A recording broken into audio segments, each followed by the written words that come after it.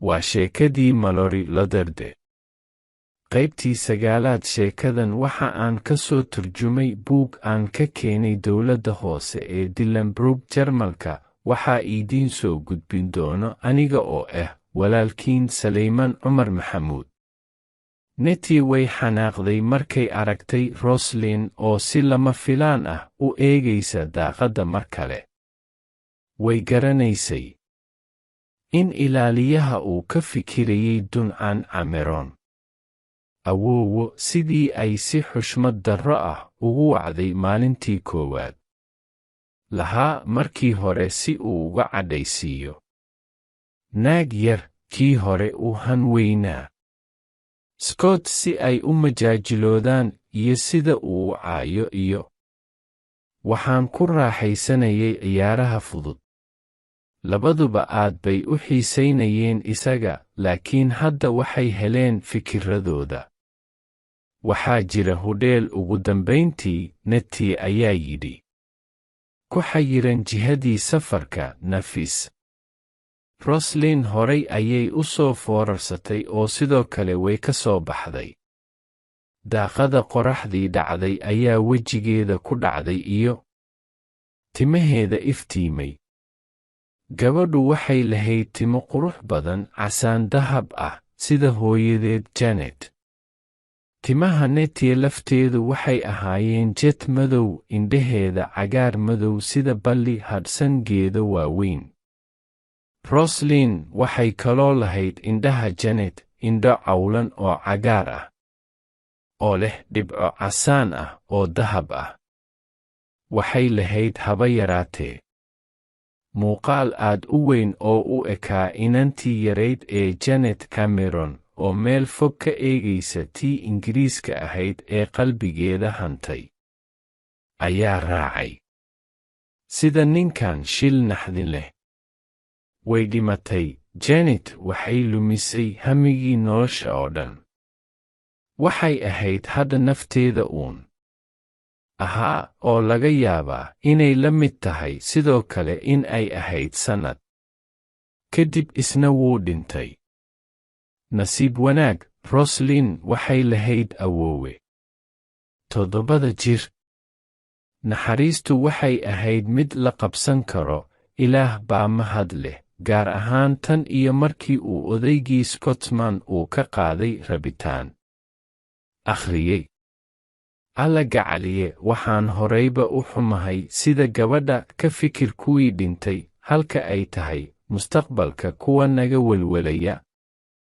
aan rajayno in sariiraha halkan ay ka raaxo badan yihiin. xalay, Roslyn ayaa faallo ka bixisay markii gaadhigu uu soo hor istaagay hudheelka. taasi waa ka keliya waxa aan ku rajaynayo London. waan ogahay taas annaga. filo France sariiro raaxo leh. taasi miyay la macno tahay inaadan faraxsanayn gacalyahaaga? saaxiibtii mar kale. Roslyn wuxuu siiyey Nettie muuqaal yaab leh. dabcan waan faraxsanahay. ma sugi karo inaan mar kale arko. laakiin marka la eego duruufaha, waxaan ula jeedaa maadaama aynaan haysan wakhti aan ku luminno, waxa ay u badan tahay in dhowr sheekaysi oo raaxo leh lala yeelan doono France. alla jahannamo kan. nacalaa Georgie ayay si cadho leh ugu dartay. haddii uu ma noqon doonto wax ballan ah ma aad samayseen, annaguna halkan ma joogi lahaa hadda. laakiin maxaa faa'iido ah in laga fikiro? Roslyn ayaa qoslay. oo yaa xalay sidaas sameeyey? iyadoo aad u barooranaysa in ay sariir adag ku jiifto. in xitaa cayayaanka ay quudhsadaan. Nettie ayaa keliya hinaasay isaga oo ka jawaabaya oo ka saaray Roslyn gaadhiga isla markii uu tababaraha ku dhuftay dharbaaxadda. wuu furay oo gacantiisa u taagay. Roslyn weli way qoslaysay markii ay soo baxaysay, Nettiena mar kale ayay quurisay, laakiin markaan nafteeda. Ma tihid dadaas, Nettie, gabadh adiga. Ma noolaan karin dhowr habeen oo aan raaxo lahayn. Maanta.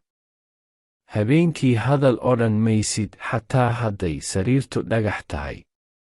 Waa inay noqotaa, haddii kale kan yar ayaa kugula jeesjeesaya weligiis. Laakiin markaas Nettie way dhoola caddaysay oo madaxa ruxday. Wax yar oo jees ah ayaa keliya Roslyn u wanaagsan karta, iyada oo maankeeda ka saaraysa fikirkeeda murugada leh ee mustaqbalka. Xataa haddii sariirtu hoos u dhacdo. Aad u fiican oohin waxay noqon lahayd dhagax adag. Gabar waxaad leedahay.